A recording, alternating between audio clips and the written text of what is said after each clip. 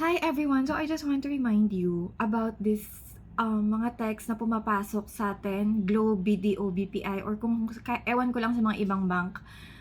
Especially sa mga may credit card. And ako on my end, madalas kong natatanggap galing kay Globe. You have 16,000 plus points. It will expire on this date. If you want to claim or redeem it, click this link. I am not trying to click that link kasi alam ko na hindi ganun si Globe. Dahil pwede ka naman mag-redeem ng points mo dun sa Globe One app. That's one. Second, pag sa mga text na unauthorized transaction, this and that, click this link, hindi din ganon. Kasi madalas pag unauthorized transaction from the bank or from your credit cards, ang usually binibigay ng text is yung number mismo nila. Yung hotline nila, hindi link. Okay, bakit? Kasi ang mangyayari pagka kinlik nyo po yung link na yon, hihingi siya ng OTP. And then pag binigay mo na yung OTP na yon, pupunta na sila, magkakaroon sila ng access sa online banking mo.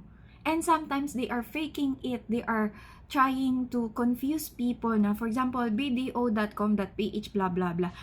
Akala mo lang BDO yung domain nila, pero may isang period or letter na magkaiba yan.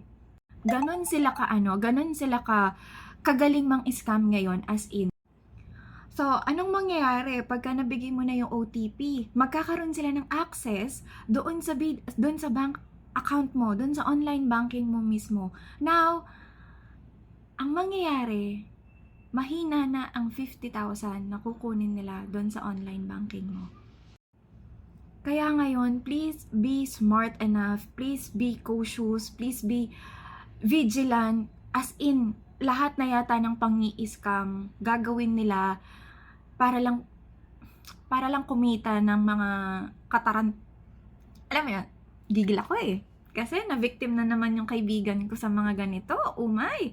So again, this is just a reminder guys, please, hindi porke nakikita mo yung figures na ganon, please don't. I've learned my lesson as well from my hard way. Hard ways. Like, really. So yun, sana mag-ingat kayo and nagre-remind naman GCash man yan or whatever, please be smart enough. As you save money, save your money, be smart enough. Trust me. Iba na talaga yung panahon ngayon. Parang lahat ginagawa na nila, they really can find a good way para parang di ko alam na ginagamit ba nila nang hi-hypnotize ba sila through text, possible ba yon or what, but they are just so smart to do it, really. Kaya mag-ingat ka and please remind your friends as well, okay? Remember that na basta pag link, no, mag-ingat ka, mag-search ka din, okay?